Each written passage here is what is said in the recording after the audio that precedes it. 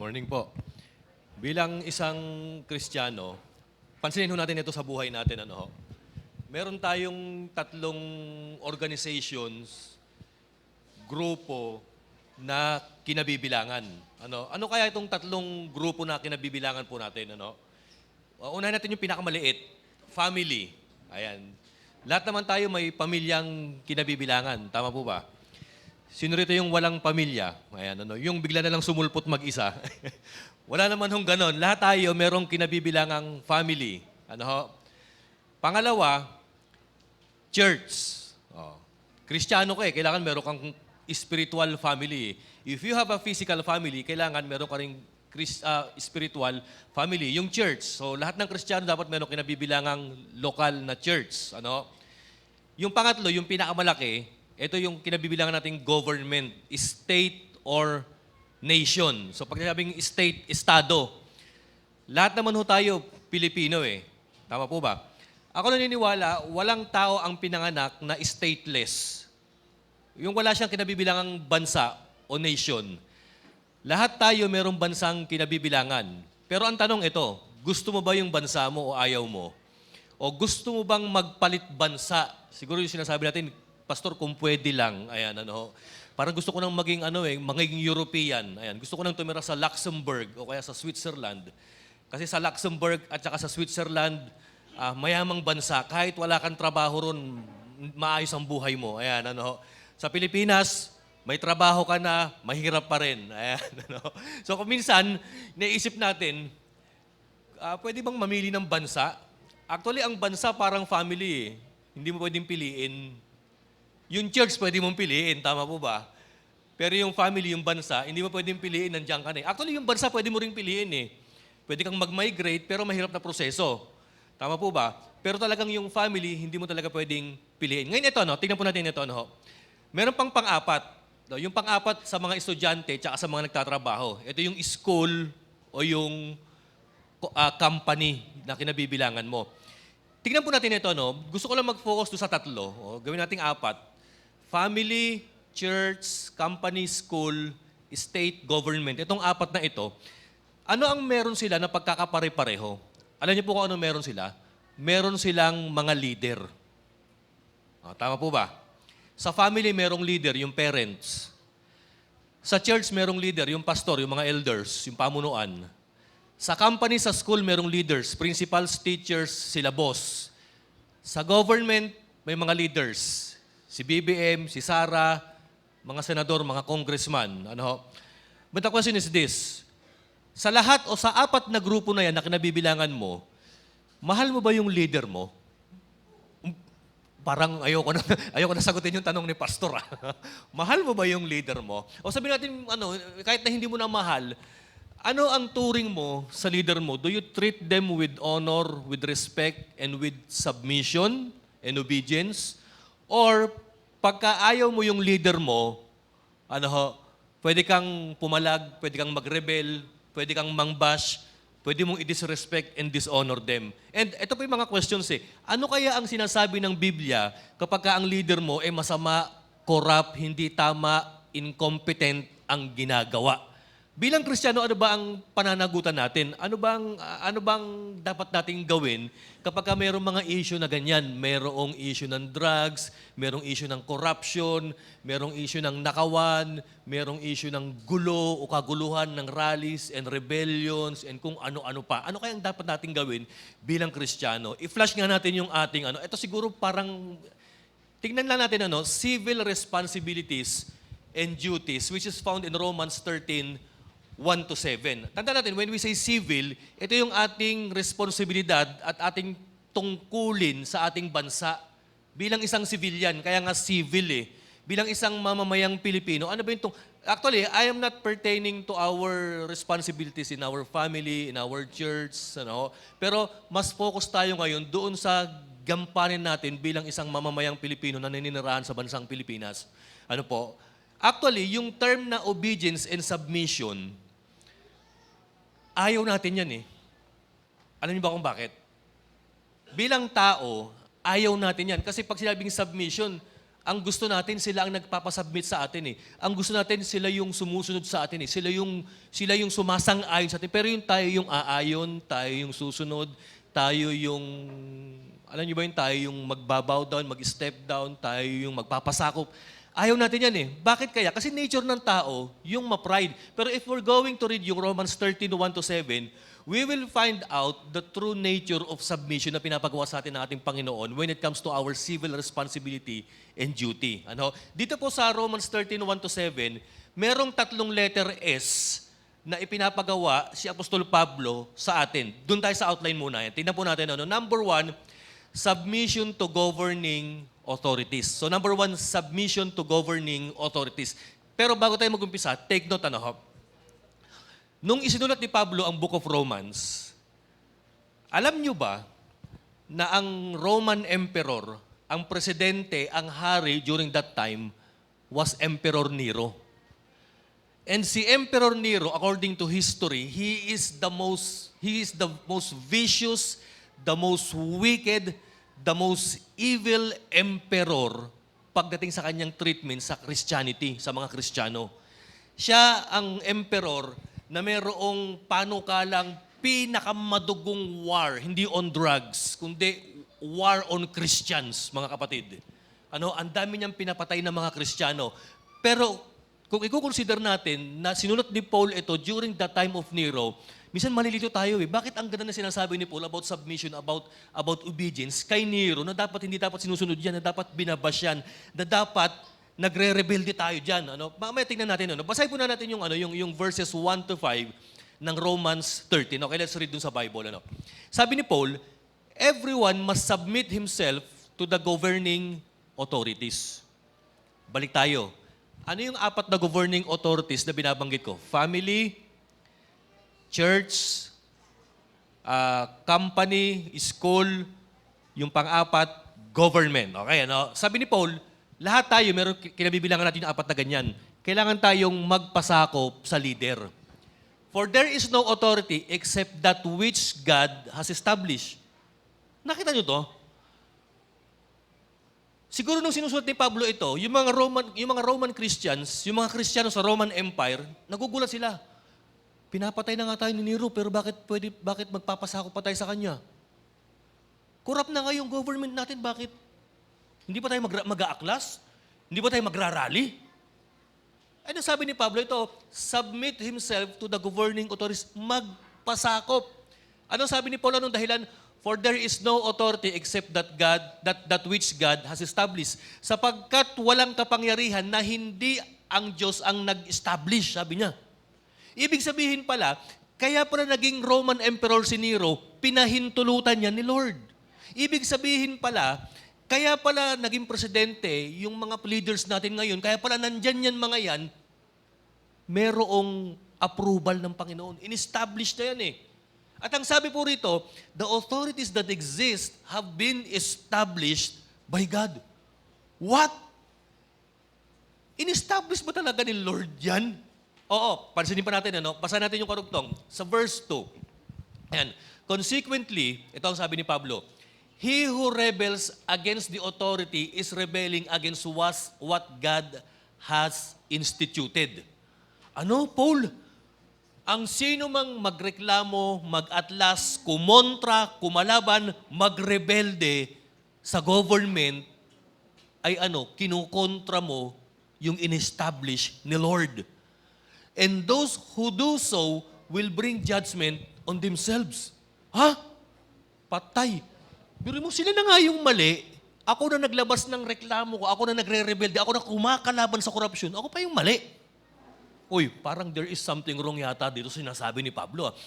Si Nero, na pinipersecute ang Christian, si Nero, na pinagbabawal ang Christianity, bawal tayong magaklas, bawal tayong magrebelde, bawal tayong maglabas ng saloobin. Kasi meron daw judgment, meron daw consequences. Actually, nung panahon ni Pablo, pagka ikaw ay Kristiyano at nagrebelde ka kay Nero, alam mo, lumantad ka pa lang sa kalsada, wala ka na, patay ka na. So tama yung sinasabi ni Pablo, na kapag ka nagrebelde ka during that time at alam mo ang leader mo is allergic sa kung sino ka, yari ka, meron agad judgment and consequences. Totoo naman yung sabi ni Pablo, eh, no? And then in verse 3, sabi po niyang ganyan, for rulers hold no terror for those who do right. Ito sabi niya, sapagkat ang mga leader natin, ay hindi magagalit yun doon sa mga taong gumagawa ng tama. Ngunit, to those who wrong, sabi niya, ngunit meron silang terror doon sa mga tao na gumagawa ng mali. So, ibig sabihin pala, listen to this church, kahit pala corrupt ang government leaders mo, kahit papaano, yung masama pinarurusahan nila at yung mabuti, good para sa kanila. Do you want to be free from fear of one in authority? Kung gusto mong makalaya sa takot mula sa mga taong naglilid sa'yo, then gumawa ka ng tama and He will commend you. So ang encourage sa atin ni Pablo, kahit na mali yan mga yan, kahit na may questionable yan, actually wala namang perfect leader eh. Tama. Kung ang ikakatwiran natin is, saka lang akong susunod, pagka ang leader ko, mabait, mabuti, matuwid, saka lang ako magpapasabit. Ang tanong, kailan ba nagkaroon ng mabait, matuwid, perfect na leader ang Pilipinas? Never. So kung never, never ka na rin ba magpapasubmit? Nakita po ninyo ito mga kapatid. Alam nyo, mamaya-maya marirealize natin, ipaparealize natin ng Panginoon na dapat pala kahit ganyan yan mga yan, magpasubmit tayo. Alam nyo church, walang perpektong magulang, walang perpektong ama, walang perpektong nanay. Pero sa kabila niyan, di ba sa family natin, we love them. We treat them with honor and respect because what? Magulang natin yan eh. Kailangan mahalin natin yan eh.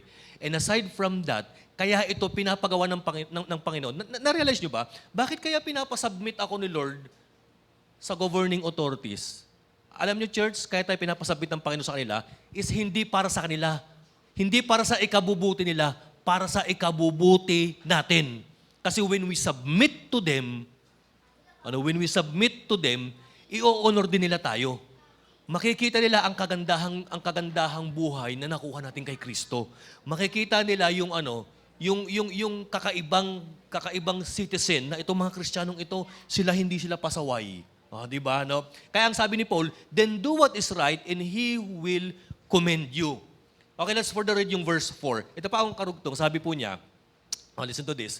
For He is God's servant to do you good. Ay, servant pala ni Lord. Etong mga to, naggagawan tayo ng mabuti pagka gumawa rin tayo ng tama. But if you do wrong, matakot kayo. For He does not bear the sword for nothing. Kaya alam niyo church, may point din yung sabi ni Duterte. No? Itigil niyo yung drugs. Huwag mong subukan, mapapahamak ka. Tama eh. Tama naman, di ba? For he who does not bear the sword for nothing, sabi niya, karugtong po, he is God's servant, an agent of wrath to bring punishment on the wrongdoer. Tama, di ba? Lingkod ng Diyos yan. No? Na kaya yan nakaupo is para parusahan yung mga gumagawa ng mali, yung mga gumagawa ng korupsyon, at para i-commend yung gumagawa ng tama. Kaya nga po ngayon, church, nakikita ko, naglalabasan ngayon yung mga maling gumagawa yung mga wrongdoers sa government natin na nililinis ito ng pamahalaan natin. Sa verse 5, karugtong, therefore, it is necessary to submit to the authorities not only because of possible punishment but also because of conscience. Ano ang point ito ni Pablo? Magandang magpasakop sa authorities, sa gobyerno, dalawa dahilan niya, para hindi tayo maparusahan, pangalawa, para magkaroon tayo ng malinis na konsensya. Bakit tayo para magkaroon ng malinis na konsensya? Kasi nais ng Panginoon na tayo magpasubmit. If you don't submit to the government, you won't have a clear conscience before the Lord. Because deep inside of yourself, alam mo, violate mo yung utos niya to submit to governing authorities. Doon tayo sa outline. Tingnan natin ito. Ano po ba yung sa outline? Ano ba yung dahilan kung bakit kailangan nating magpasubmit sa government? Nakalagay sa verses 1 to 5. Why Christians should submit to authority? Nabasa na ho natin yan, pero isa-isahin natin ngayon. Number 1, ito po. It is established by God. Si Nero, kahit wicked, kahit corrupt, kahit anti-Christian, kahit anti-Christ, mayroong permissive will ng Panginoon yan. Kaya naging emperor yan.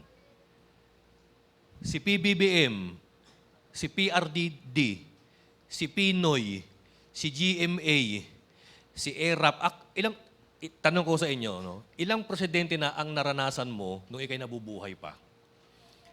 O, paramihan ng presidente ngayon, mga kapatid. Ako po, church, ko pinanganak? 80 BC. Ayun, tanda na pala ni Pastor. Pag sinabing 80 BC, before Korea, hindi po before Christ. 1980 BC, before Cory. Kasi si Marcos ang presidente doon, nung pinanganak po ako eh. Ayan. So ilan na yung naabutan kong presidente? Si Marcos, si Cory, si Ramos, si Erap, si Macapagal, si Pinoy, Duterte, si BBM. Kung biruin mo, 8 na naabutan kong presidente, mga kapatid. Alam niyo, sa totoo lang, church, sa 8 yan, hindi ko na sasabihin kung sino yung gusto ko at ayaw ko, baka magalit po kayo sa akin eh. Kasi alam ko naman na iba-iba tayo na preferences, mga kapatid. Pero sa totoo lang po, church, sa 8 dumaan na presidente, wala akong kinalaman dyan. Hindi. Ano lang ho, may kanya-kanya rin tayong preference, pero ngayon ko natutunan na kahit na ayaw mo yung presidente, kailangan mo magpasakop. Hindi ka lang magpapasakop kasi siya yung binoto mo eh. Hindi ka lang magpapasakop kasi pareho kayong Christian. Hindi ka lang magpapasakop kasi ang ganda ng performance niya. Hindi ka lang magpapasakop sa kanya kasi konti yung alingas-ngas ng corruption eh. Hindi. Kailangan magpasakop ka kasi sinabi ng Panginoon eh, kahit sino pa man yan. Nanalo ng eleksyon yan eh. Di ho ba? At kung nanalo ng eleksyon yan, ibig sabihin, it is established by God. And could you imagine, mas worse pa yung context nito, that Paul is challenging the entire Christianity, the whole church, na magpasakop tayo kay Nero, kahit na bad yan. Number 1, bakit tayo magpapasakop sa kanila? It is established by God. Kaya nangyari yan, pinangyari ng Panginoon yan. The problem with rallies and rebellion right now, kumbaga parang sinasabi, Lord, ayaw ko yung in-establish mo. Gusto ko yung i-establish ko. O, diba? Kaya nga doon tayo sa pangalawa, second point, mga kapatid. Pangalawang point, rebellion to authority is rebellion to God, mga kapatid. Gusto ba ng Panginoon na magrebelde ka sa magulang mo? Di ba ayaw ni Lord? Gusto ba ng Panginoon na magrebelde ka sa trabaho mo, mag-aklas ka, sa family mo, sa school mo? Gusto ba niya, mga kapatid? Ibalik ko lang yung sinasabi ni Pangulong Duterte, huwag mong subukan, mapapahamak ka. At parang ganyan yung sinasabi ni Apostol Pablo. Ako kapatid, nagrebelde rin ako sa school namin eh. Kasi ayaw ko nung school namin eh. Sabi ko, kaya lang naman ako nag-i-school dito, marami akong kaibigan eh. Ayaw ko yung pinapakialaman yung gupit ko, ayaw ko yung pinapakialaman yung uniforme ko. Gusto ko kung ano yung gupit ko, kung ano yung uniforme ko, ito ako. Kasi gusto ko nung araw mahaba buhok ko eh.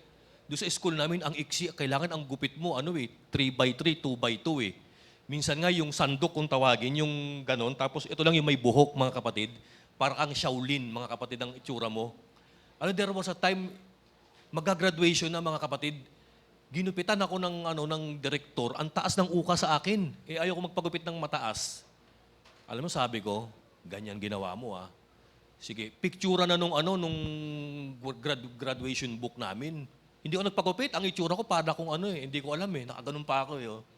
Ang pangit ng gupit ko, uka-uka, sabi ko, yan ang ginusto nyo eh. Ginusto natin pare-pareho to eh.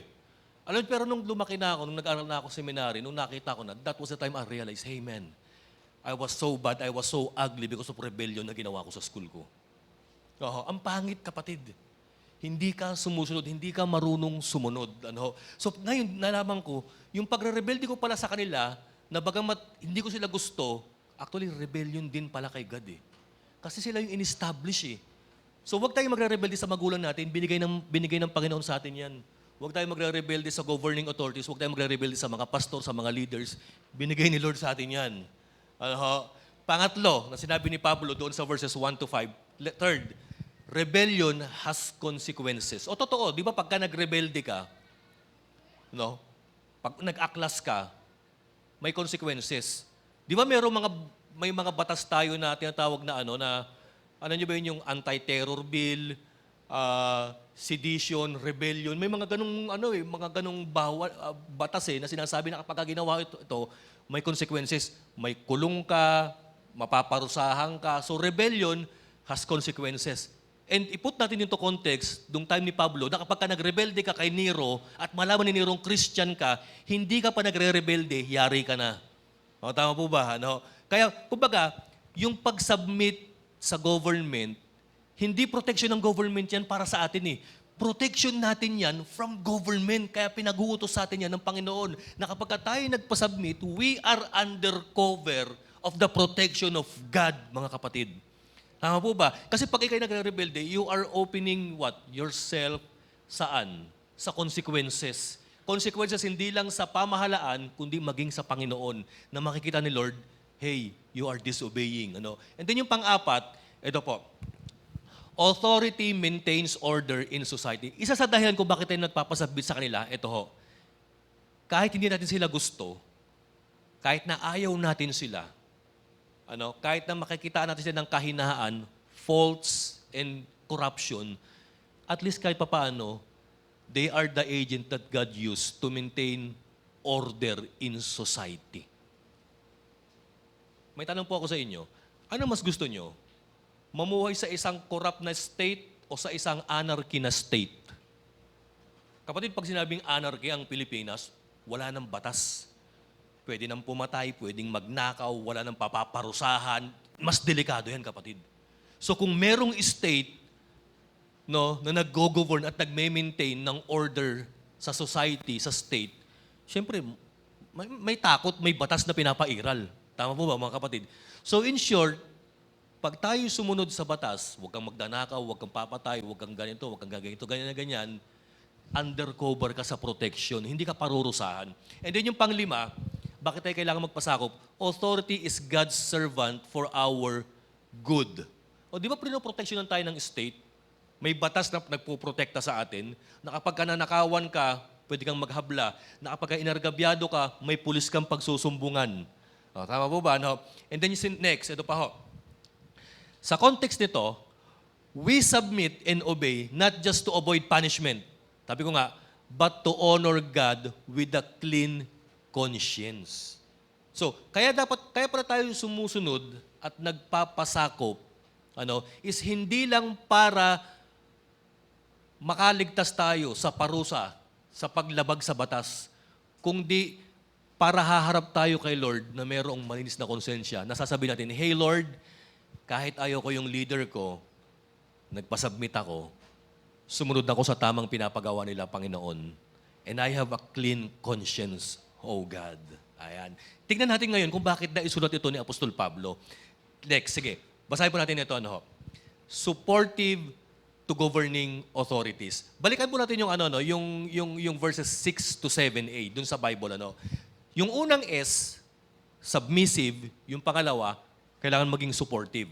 Ito ang sabi pa ni Paul, karugtong, this is also why you pay taxes. Dito mapapalunok ka eh. Saan napunta yung tax ko? Napambili ba ng luxury car? Saan napunta yung tax ko? Tax. Pambira, yung tax ko napunta sa luxury car, kahit tax hindi ako makapambayad. Tax. This is also why you pay taxes. Yan. For the authorities are God's servant. Lord, servant mo yan? Come on, Lord. Who give their full time to governing. Dito sa verse 6, ipinapakita dito ni Pablo yung supportive o support na gagawin natin sa gobyerno. Yung kanina, yung submission na gagawin natin, ito yung support.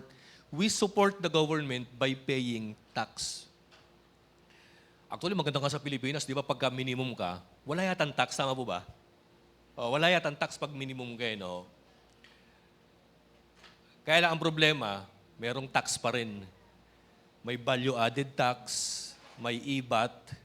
Kaya ang mamahal ng mga bilihin kasi may tax, mga kapatid. O, di ba? So, kahit sabihin mong minimum ka, nagbabayad ka pa rin ng tax doon sa mga binibili mo. No? Ito pa matindi, yung sin tax law, mga kapatid. Pati yung mga bisyo, ako yan ang gusto ko sa kanila eh. Gusto ko yung bang isang sigarilyo gawing 100, mga kapatid.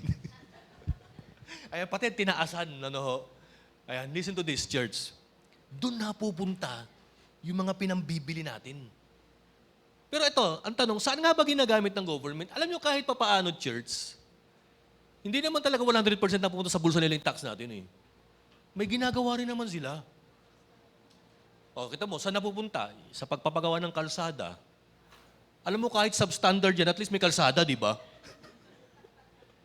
Yung NLEX, di ba? Yung Skyway. Kahit papaano, meron. Di ba? Yung mga pampasahod sa mga government na workers, yung teachers, yung mga pulis, di ba kahit papaano, ang masaklap nito, mga kapatid, wala tayong nakikita sa pinupuntahan ng tax natin. Ang maganda kahit papaano, may magandang napupuntahan. May libreng edukasyon, meron tayong mga services na ino-offer ang government. Ito pa, may purpose tayo, di ba mga kapatid? Kayo lang pala, wala ako noon, may purpose pa, di ba? So, sabi ni Paul, this is also why you pay taxes, for the authorities are God's servant, who gave their full time to governing. So yan, maging yung mga Kristiyano nung araw, nagbibigay sila ng tax kay Nero Sa verse 7, yung unang part, give everyone what you owe him. If you owe taxes, magbayad ka. If revenue, then revenue. And if respect, then respect. And if honor, then honor. Okay, back tayo sa outline. Yung una, yung ating submission to governing authorities. Ito yung supportive to governing authorities. Tingnan natin yung karugtong sa outline, mga kapatid. Ayan. Ano yung pinapagawa ni Pablo? Tax and obedience to law and ordinances. Mahirap, masakit isipin na kung minsan, yung nakikita nating corruption ngayon, doon na pupunta sa kanila. Pero listen to this, church. Alam mo, kahit na may mga aligasyon ng corruption, nakita natin kahit papaano, ang government is willing to punish doon sa mga taong gumawa ng mali. Kinakasuhan na sila ngayon Ang maganda sa ating mga Kristiyano, hindi tayo yung mismong titira sa kanila, kundi gagawa rin ang Panginoon ng paraan para matanggal yan mga yan. Kung korap yan, kung talagang hindi talaga nais ng Panginoon, matatanggal yan pero kung talagang yan ang nais ng Panginoon, magtutuloy-tuloy ang pamumuno niyan. Pangalawang obligation natin sa pag-support sa kanila, obedience to law. Ayan. Be submissive, do what is right, sabi nga ni Paul kanina, and yun mga ordinances natin. Ayan. Dito po sa Valenzuela, mga kapatid, ito nga, may mga ordinances tayo ngayon. Yung mga simpleng bagay lang, Ito, ngayon ko natutunan nung kabataan ko, ang hilig ko lumabas ng walang damit Ngayon, pagka nahuli ka, lumabas ka ng walang damit sa Valenzuela, may bayad yan, may multa. Nung panahon ko, nung kabataan ko, ang hilig din mag-iinom doon sa gilid ng kalsada Ngayon, na-realize ko, ang multa pala niyan, 1.5. Hindi sa nahuli po akong umiinom sa kalsada. Nabalitaan ko lang din. 1.5 daw ang huli. Kasi alam niyo kung ba't ko nalaman? Nahuli ako jaywalking, kapatid nahuli. 500 ang bayad dyan, mga kapatid. At ang kinasasama talaga ng loob ko, nung hinuli ako, tinawag akong tatay nung nanghuli sa akin. Buti nga si Brother Paul, tinawag pang anak di ba? Tinawag akong tatay Yun ang yun ang... Sa Valenzuela, may mga ordinances na dapat tayong sumunod. Mga kapatid, na bagamat ayaw natin. Ako talagang sama ng loob ko, pero sabi ko, na-realize ko, Lord, if this is your will, na talagang magbayad ako, mahuli ako, sige, thy will be done. I know foolishness sa part ko na tumawid ako doon sa mga doon sa tawirang yon. Alam niyo, nung shinare ko ito sa church, ang dami rin nagsabi, Pas, tumawid din ako dyan. Kaya sabi ko sa kanila, wag na tayong gagawa niyan ulit. Ayan.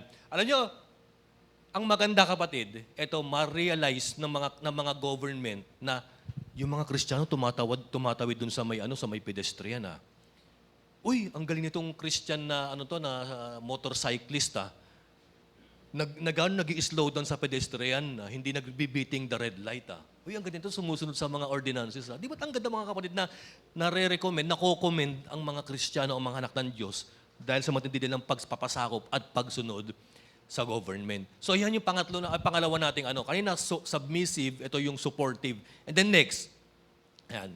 Ano yung spiritual duty naman natin? O, ano sabi ni Paul? Pakiano nga sa susunod? Sinabi niya respect and honor. O, ano ibig sabihin ng respect? Pag sinabing respect, hindi naman yung sasambahin mo eh. Pag sinabing respect, kinikilala mo yung posisyon niya. O, kinikilala mo yung posisyon niya. Hindi mo tinuturing yung sarili mo na, hindi, on par tayo, same level tayo. Kaya pwede akong mag-suggest sa'yo, pwede kitang pangaralan kasi pareho tayong tao o mas marunong ako sa'yo. Hindi po. Pag sinabing respect, ito, since ikaw yung nilagay ng Panginoon dyan, ikaw yung nakaupo dyan, sige, kung ano yung panukala mong tama, then we will do it. Ngayon, ang tanong, paano kung mali yung panukala mo? Kung makasalanan yung panukala, di wag mong gawin. Di ba kasi merong higher authority? Si Lord, mga kapatid. And honor, yung kinikilala mo yung kanyang posisyon, mga kapatid. So, ito ang tanong. Pwede ba sa ating mga Kristiyano yung mambash, yung gumawa ng mga mali-maling mga salaysay about politicians, yung murahin sila? Of course, hindi pwede, mga kapatid. Kahit nakamura-mura na yan, kahit na nakamura na yan, mga kapatid, wag mong gagawin yan. Magpipigil tayo, mga kapatid. Kasi pagka ginagawa mo yan, nagre-reflect yung si Christ sa buhay natin. Ang masisira, alam mo, hindi lang tayo. Si Lord, mga kapatid. Tama po ba? Sunod pa po ito. Listen to this. Next. Si Paul, in context of Romans 13:1-7, bakit kaya niya pinapasubmit and pinapa-obey yung mga Kristiyano kahit na bad si Emperor Nero? Number 1 ito po, he stressed civil obedience. Ano ibig kong sabihin? Kasi ang mga Hudyo, kilala yan bilang matitigas ang ulot mga lumalaban eh. Mga subversibo to mga mga palaban to mga Hudyo eh. So kumbaga parang ayaw ni Paul na maidikit yung trademark ng katigasan ng ulo at rebellion sa church. Ayaw niya. Bagamat meron tayong Jewish roots, Jewish source o pinanggalingan, alisin natin yan. Yung pangit, yung pakikipaglaban, yung nag-outro ng government, alisin natin yan. He stressed civil obedience. Tsaka ang point dito ni Pablo, alam mo kahit lumaban tayo sa Rome, wala rin naman tayo magagawa eh. Talo tayo. So yan, it's better to obey na lang. Civil obedience. Kasi kapag ikaw nag-obey, pag ikaw'y sumunod, baka ma-approve pa tayo ni Roman Emperor eh. Tama po ba? Pag nag-aklas tayo, lahat tayo uubusin yan. So yan, he stressed civil obedience. Pangalawa, ito po. No one can disassociate himself from a state. Ano ibig sabihin? Kahit saan ka pumuntang territory, merong bansang sumasakop dyan. Kahit sabihin mo sa sarili mo, ayaw kong sumunod sa pamahalaan ng Pilipinas, punta ako ng Japan. O pagpunta mo ng Japan, meron ka pa rin susundin doon yung Prime Minister nila. Ayaw ko naman doon sa Prime Minister ng Japan. Punta ako ng China. Pagdating mo ng China, susunod ka pa rin kay Xi Jinping, kapatid. Ayaw ko ng China ngayon. Punta kang Korea. Ang napuntahan mong Korea, North. O yan. Patay tayo dito. Ay, kay Kim Jong-un. Ang problema, hindi ka na makalabas pag nandun ka, kapatid. You have nothing to do but to submit na lang sa Kanya. So lahat, walang tao ang pwedeng ma-disassociate from a state. Alam niyo, meron akong alam na state na walang namumuno. Gusto niyo pumunta? Sa Antarctica, kapatid. Ayan doon, puro penguin ang kasama mo. Ikaw ang gagawa ng government mo, kapatid. Hindi naman pwede yung ganun. Tama po ba? So kung nandun tayo sa state na kinabibilangan natin, wala tayong magagawa kundi mag-submit na lang kaysa sa lumaban. Pangatlong dahilan kung bakit pinapagawa ito ni Pablo, ito po, it is protection from the state. Kaya tayo pinapasubmit ni Paul sa pamahalaan natin, pinapasunod niya tayo sa mga batas, protection natin ito. So sinasabi ni Paul sa mga Kristiyano, huwag tayong mag-aklas kay Nero. Papatayin tayo niyan. Tama naman yung sabi niya eh. Huwag na tayong mag-aklas kay Nero. Isasali tayo niya sa liga. Ano yung liga? Gladiator. Sige, magpatayan kayo dyan. Yun yung liga nila nung araw eh. Alam niyo ba mga Kristiyano sinasali sa gladiator? Yung parang boxing match na patayan, ganun ang laban, tapos manonood yung mga tao. Yung patayan, entertainment para kay Emperor. Di ba napakasama, mga kapatid? So kumbaga, sumunod ka na lang para hindi ka maparusahan. Yun ang nais ni Pablo. And then yung pang-apat, Kaya dapat tayo magpasakop sa state. Ito we accept benefits from the state. Di ba may libreng paaral? Di ba may porpis? Oh. Di ba pag sa Valenzuela, pag Pasko, yung mga senior, may pamaskong lola at lola, di ba? Oh. Di ba yung mga yung mga ang daming dito, ang dami natin nakukuha sa sa government, mga kapatid eh. Oh, libreng pa-check up, libreng pagamot, mga kapatid.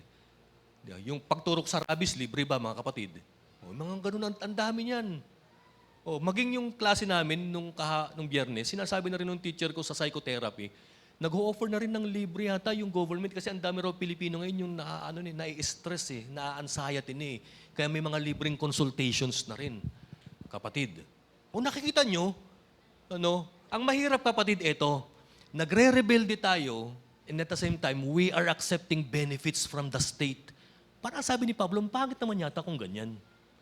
Di ba? Di ba? Tama po ba mga kapatid? And then yung panglima, the state saved the people from chaos. Alam nyo ba na during the time of Jesus Christ in the early church, ito yung pinaka-crucial na panahon ng world history. Kasi kung wala ang Roman Empire, barbaric daw ang mamumuno.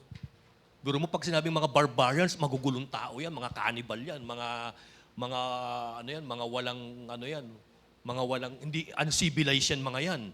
So, dahil nag-exist ang Roman Empire, natutong maging civilized ang mga tao nung araw. So kahit papaano, listen to this church, kahit corrupt ang leader, kahit masama ang leader, kahit un-Christian ang leader, kahit siniro ang leader, at kahit sino pa ang leader, at least kahit papaano, ang state merong ginagawang mabuti para sa atin. At yan lang na ginagawa nilang kabutihan para sa atin is enough reason for us to be submissive to them, mga kapatid. Tama po ba? Kaya yung mga rally-rally, yung mga shout-out, hindi ho maganda yan sa ating mga Kristiyano. Okay, next. Ito ngayon ang tanong. Merong objection. Pakipla. Some objections. Ayan. Some objections. Meron akong pagtanggi, pastor eh. May dalawa akong objections na ilalabas sa inyo ngayon. Number one, ito po. What if our leaders are corrupt and don't deserve to lead? Paano pag ito? Corrupt sila. Hindi nila deserve to lead. Kailan ba nawala ang korupsyon sa Pilipinas? Kailan ba naging deserving ang bawat leader sa Pilipinas? Never eh. Alam mo ang maganda, instead na mag-aklas, magrebelde, mangbash, what if we have to pray for them instead? We should pray for them instead. Tama po ba? Alam niyo sa Bible, ng daming examples nito. Let me give you example. Si David, ang hari nung panahon si David ay naging soldier na enlist sa military, si Haring Saul. Haring Saul became so insecure at sobrang galit niya kay David to the point na gusto niya ma-eliminate si David. Kasi nasasapawan na siya ni David eh. So pinag-initan ni Haring Saul si David na hinanting niya at gusto niyang patayin. Si David naging tago ng tago, naging fugitive kung saan nagtatago kasi nga hinahunting siya ni Saul na bagamat wala siyang kasalanan at bagamat national hero siya dapat kasi siya ang pumatay kay Goliath, pero bakit ganun pa? Nagkaroon ng mistreatment, nagkaroon ng pambubuli, nagkaroon ng pambabaliktad sa sitwasyon ni David. So, alam niyo, there was a time nagtago si David sa isang kuweba. Dumating doon si Haring Saul. Sa sobrang pagod ni Haring Saul at hindi niya alam kung saan si David, natulog ang Haring Saul dun sa kuweba na kung saan nandun din si David. Alam niyo, sabi nung mga kasamahan ni David, si Joab yating kasama niya, David, open na si Haring Saul. Bukas na bukas yung leeg, oh. Tirahin mo na, pag natira mo yan, presidente ka na namin next kinabukasan. Kasi the moment na mapatay mo ang hari, ikaw na ang iluluklok na presidente ng Israel. Kasi si Haring Saul, masama yan eh. Corrupt yan eh. Kumukonsulta yan sa mga mangkukulam eh. Evil yan eh. Hindi marunong yan eh. Incompetent yan eh. Ikaw mas karapat dapat kay. Kapatid, yun yung mga kay David ngayon eh. During that time. Alam niyo ginawa ni Haring David? Kinuha niya yung kanyang espada. Instead na patayin si Haring Saul, pinilas niya yung laylayan ng damit ni Haring Saul. Tapos nung kinabukasan, nag-usap sila from a distance. Sabi ni David, Ama, mahal na hari. Sabi ni Haring Saul, sino yan? Dave, ikaw ba yan? Opo, ako po ito si David na inyong inuusig. Alam mo kung ni David sabi ni David, nakikita mo tong telang to, tingnan mo yung laylayan ng kapa mo, yung damit mo, ito yung missing. Kagabi, open ka na sa akin. Pwede na kitang patayin, pero hindi ko ginawa kasi may takot ako sa Diyos. How can I do harm to God's anointed? Sabing gano'n ni David. Alam nyo, kahit korap ang isang leader, wala tayong karapatang saktan yan kahit papaano. In-establish yan ni Lord, kapatid. Wala tayong karapatang alisin yan, kapatid. Kung si Lord ang naglagay dyan, siya rin ang mag-aalis dyan. Wala tayong karapatang mag-alis dyan, kapatid. So sabi ni David, open na open ka na. Pero hindi ko ginawa, natatakot kasi ako sa Diyos. At alam kong mali yung gagawin kong ito. In the same way, although we have a right na mag-people power, mag-aklas, sumama sa mga grupong makakaliwa, lumaban, magkaisa, pero hindi Kahit papaano mahalin natin, ipag-pray natin ang bansa natin, kapatid. So what if our leaders are corrupt and don't deserve to lead? Magpasubmit ka pa rin. No? Hayaan mong si Lord ang tumira dyan. Oo. Kung ang isang pastor mahina, corrupt, masama, tatanggalin din ni Lord yan. O kung ang pastor masama, evil, nagpo-promote ng kasamaan, umalis kayo sa church. Tama, mga kapatid. Wag lang natin tilang bibirahin kasi kahit papaano, ang Lord ang naglagay dyan. Kagaya nung ginawa ni David. Sabi ni David, hindi kita sasaktan. May takot ako sa Lord. Kahit papaano, ikaw pa rin ang in-anoint ni Lord to govern and to lead Israel as our king. So what if our leaders are corrupt and don't deserve? Ayan na, sinagot na ng Bible. Pangalawang objection, kapatid, ito po. What if they command us to do wrong? Paano kunyari ang gobyerno pinagdadrugs ka na? O kaya pinagnanakaw ka na? O tandaan nyo, listen to this. There is a difference between submission and obedience. Submission talks about our attitude to our leader.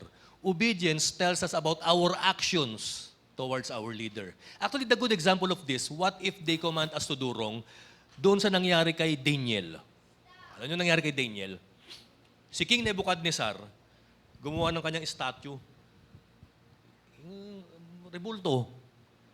So, ang sabi niya, pag may tumunog na torotot o kung ano man, lahat kayo luluhod. Nakita niyo, Inuutosang ng hari na mag-practice ng idolatry ang mga Israelites. So ito na. Sige, lumuhod na kayo. Ang problema, merong 3 kabataan ang hindi lumuhod. Shadrach, Meshach, Abednego. Si Daniel, yung ibang term nila Daniel yun Nakatayo sila Daniel, yung 3 magtotropa. Hindi sila sumunod, mga kapatid. Alam niyo, nagkaroon ng dialogue with King Nebuchadnezzar. Nandun pa rin yung respect nila Daniel King, mahal na hari, ayaw namin lumuhod sa tao. Tao lang po kayo, hindi kayo Diyos. Kay Lord lang kami luluhod. Alam niyo anong sabi ng mahal na hari? Sige, parurusahan namin kayo. Ito yung panahon na gumawa ng pugon si Nebuchadnezzar at doon lulutuin yung 3 magkakaibigan, kapatid. Dahil sa hindi kayo sumunod sa akin, sabi ng mahal na hari Nebuchadnezzar, ay lilitsunin ko na lang kayo. Ikikremit ko kayo ng buhay, sabi niyang ganyan.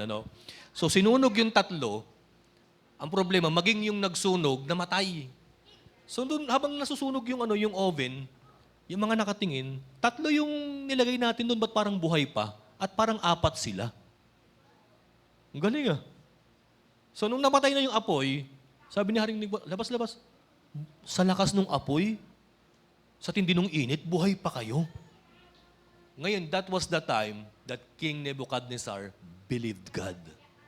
Kapatid. So what if they command us to do wrong? Pwede mong sawayin kasi bawal, masama. Pero may tanong ako sa inyo, May mga laws ba na pinapagawan tayo ng masama ng government? Wala naman eh. Actually, maganda nga sa Pilipinas, hindi pa napapasa yung same-sex marriage eh. Oh, totoo, di ba, mga kapatid? So, kung wala naman pala silang ginagawang pinapasunod na masama sa atin, why not submit sa kanila? Eh ngayon, kung sila ang gumagawa ng kasamaan, na sila rin ang law enforcers na gumagawa ng kasamaan nila, bahala na si Lord sa kanila. Bahala na ang Diyos sa inyo. Basta tayo, huwag natin dudungisan yung ating mga kamay sa pagpaparuso sa mga leader natin, mga kapatid. So what if they command us wrong? O di wag mong gawin. Ang sabihin na lang natin, mas takot ako kay Lord kaysa sa'yo. Tama po ba? Another example ito pa. Kay Daniel din. Nag-utos na naman, yung king of Persia na to nag-utos ang hari na pagdating ng hapon, pinagbabawal ang prayer. Pinagbabawal ang prayer. Kaya nangyari, kahit si Daniel, nagpe-pray sa bahay niya, sa kwarto niya. Pre-name up at sinet up siya ng kanyang mga kalaban. At nung nahuli si Daniel na nagpe-pray, and ang nangyari, nung nahuli si Daniel na nagpe-pray, yung hari, kaibigan niya. Sabi ng mahal na hari, ang problema, Daniel, batas natin to na bawal mag-pray kay Lord. Bagamat kaibigan kita, masakit na ilaglag kita sa kulungan ng mga leon. Sabi ni Daniel, masusundin ko ang tama kaysa sa maling pinag-uutos nyo. Mahal na tropang hari. Magkaibigan sila ng hari Alam nyo ginawa ng hari, pinalaglag si Daniel sa lion's den. Pero wala ginawa si Daniel kundi nag-prayer meeting. Ang kasama niya mga leon, kapatid. Nakita nyo to? Nag-prayer meeting pa rin si Daniel. Ang ka-prayer meeting niya, prayer ablaze niya, mga leon.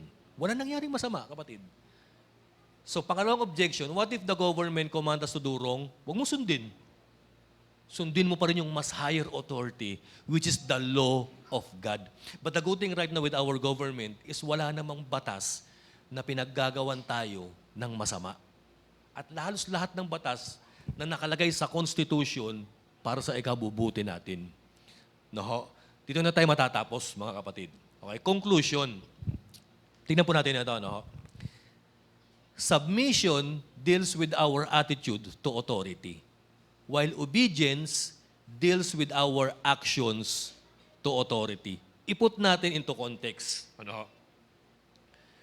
Pastor, kahit corrupt, kahit masama, kahit unchristian, kahit mahina ang presidente, o kahit na kung ano-anong issue sa kanya, magpapasubmit pa rin ba tayo? Of course, nakalagay Ano ibig sabihin ng submission? Yung ating ugali sa leader natin. Na wag natin silang ibabash, wag mumurahin, wag sisiraan, wag sasabihan ng kung ano-ano, wag isusumpa. Ayan. Submission, it deals with our attitude.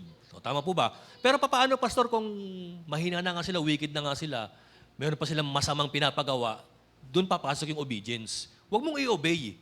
Pero ang maganda, ang daming batas na pinapasunod tayo na magaganda na nakalagay dyan na dapat nating sundin. Sumunod pa rin tayo. So yung submission natin dapat unconditional, pero yung obedience natin conditional. Tama po ba? Pagka ang obedience natin, kapatid, hindi naman lahat actually lahat ng magagandang bagay na pinapagawa ng gobyerno, dapat tayo magpasakop. Pero kung may pangit na silang ipinapagawa sa atin, huwag na tayong susunod. Kagaya nung panahon nila Pablo, ano yung decree ni Roman Emperor? Sumamba kayo sa akin, sabi ng Emperor. I-forsake nyo si Jesus Christ bilang Savior ninyo. Nakita nyo mga Kristiyano, they submit but they disobey. Dinisobey nila yung emperor worship. Dinisobey nila yung pagtalikod ng pananampalataya kay Kristo na iniutos ng emperor. But nandun pa rin yung submission nila na kinikilala ka pa rin namin bilang state leader, bilang emperor. Sana church, ganun din gawin na sa government natin. Instead of bashing, instead of pagpo-forward ng mga pangit na bagay, mga kapatid, pagpo-post ng mga kung ano-anong mga ipag-pray na lang natin ang bansa natin. Ako naniniwala, paano kung lahat ng tao naging ganyan? Kung lahat ng Pilipino naging ganitong mindset, kapatid. Siguro mas gagaang, mas mawawala ang stress, ang political na pag-aaway sa Pilipinas kung lahat tayo pinagpipray ang leader. Tama po ba, mga kapatid? So tayo po tumayo ngayon, church. Let us pray for our country. Kawawa naman ang Pilipinas. Minsan iniisip natin, Lord, Ang daming leaders ang nagdaan. May time na magandang leader, may time na masama, may time na bumagsak, may time na average. Ako nga, 8 presidente na yung naabutan ko, kapatid. Pero sa totoo lang, sa buong buhay ko, sa 8 presidenteng dumaan dyan, ang ipinaalam sa akin ng Panginoon, submit and obey, anak. Submit and obey. Kaya tayo pinapasubmit at pinapa-obey ng Panginoon is hindi naman para sa leader natin eh. Para sa sarili rin natin. Alam nyo, when we submit to our government, mas magkakaroon tayo ng opportunity to show to them, to tell them, na bagamat marami kayong flaws, marami kayong pagkakamali, bagamat hindi namin kayo kaparan ng pananampalataya, susunod kami, magre-respect kami, kasi ito yung tinuro ng Diyos namin eh. Ito yung aral ni Kristo eh. Ito yung pinapagawa sa amin ng Panginoon eh. Tama nga, allergic tayo sa term na submission, lalo na kapag yung taong pagsasubmitan natin is hindi deserving. Pero yan yung pinapagawa ng Panginoon. Anak, kahit hindi deserve niyan, kahit hindi deserve ni Haring Saul, wag mo gagawa ng masama. No? There was a time, si Hannah, umiiyak. Bakit? Barren kasi siya eh. At ang matindi, inaasar siya ni Penina na baog. Nagpunta si Hannah sa church, sa templo, upang manalangin. And doon, binuhos niya yung kanyang emotion, yung iyak niya. Parang bumubukas yung bibig niya, pero wala yatang sound na lumalabas. Nakita ngayon ito ni Elkanah. Si Elkanah, yung pastor, yung high priest. Alam niyo, church, ang sakit nung sinabi ni Elkanah sa kanya eh. You wicked woman, why are you in the temple na lasing? Lasing ka, ano ginagawa mo rito? Alam niyo, during that time, si Hannah, masama na loob, wala nang anak, binabash. Instead na makahanap siya ng comfort sa spiritual leader, maging yung spiritual leader niya, binash siya, pinagalitan pa siya. Nakita natin dito yung respect ni Hannah sa spiritual leader eh. Nirespeto pa rin niya, sabi niya, mahal na high priest, hindi po ako lasing. Nagpo-pour out ako ng emotions ko kasi wala akong anak hanggang ngayon. Sabi ni Elkanah, hindi ka pala lasing. Nagkamali ako, sabi niya, napagkamala kitang lasing. Alam mo, sabi ni Elkanah during that time, sige, kung ano man yung ipinagpe-pray mo kay Lord ngayon, siya nawa, bigyan ka nawa ng anak after a year. Alam mo, pagkatapos sa 1 taon, nagkaanak si Hannah, ang pangalong anak niya, Samuel, kapatid. Alam niyo, during that time, may 2 reaction na pwede gawin si Hannah eh. Pwede niyang sabihin kay Elkanah, anong klase kang pastor? Ang sama-sama nga ng loob ko, dumagdag ka pa. Pastor ka pa man din. Pwede nang sabihin yun eh. Pero alam niyo, Hannah treated Elkanah with respect. Sa totoo lang, si Elkanah to, Eli pala, si Eli, hindi pala Elkanah pala yung asawa, si Eli pala yun, Si Eli, bagamat pinagkamalan siyang lasing, pero trinato pa rin ni Hannah with respect si Eli. And alam niyo ba mga kapatid, si Eli, sira rin ng family. Kabashbas din ito si Eli. May 2 pasaway na anak, na dapat maging priest din, pero corruption ang ginagawa. Pero alam niyo, hindi binash ni Hannah si Eli. Hindi niya pinoint out lahat ng mga ito. He treated Eli with respect pa rin, mga kapatid. And ano nangyari? After a year, he bare a child at pinangalan ng Samuel. Church, we have imperfect parents, we have imperfect leaders, we have wicked boss, meron tayong mga masusungit na teacher, mga estudyante. Pero alam niyo, sa kabila ng kahinaan, pagkakamali, karungisan nila, sana wag nating aawayin, sana wag nating ibabash, sana wag nating mumurahin, sana wag tayong magre-rebelde. Kasi para sa atin din yung pinapagawa ng Panginoon eh. Let us treat them with kindness and with respect. At ipakita natin na meron tayong mas higher moral tayo sa kanila, kapatid. To the point na makita nila si Jesus Christ sa buhay natin. So kung ano man na nangyayari sa bansa natin, pray for our country.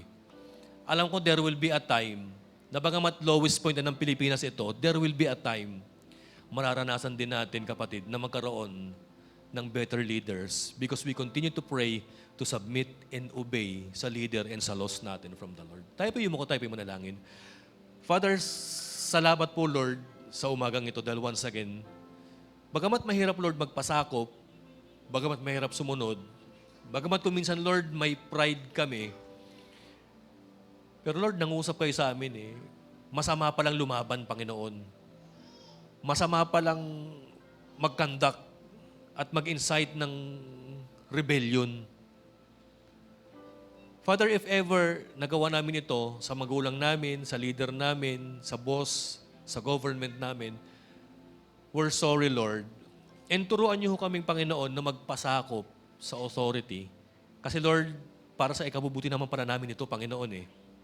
At alam namin, O Lord, na kapag ginawa namin ito, Lord, maipapakita namin ang inyong turo.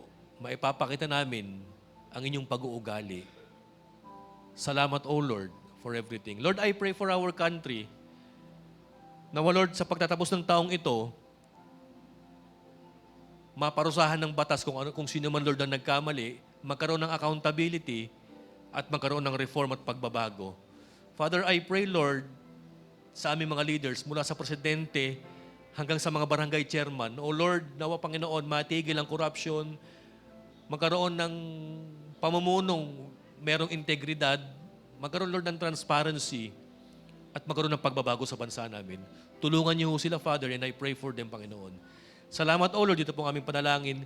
In Jesus' name we pray. Ang lahat po ng anak ng Diyos ay magsabi po ng Amen.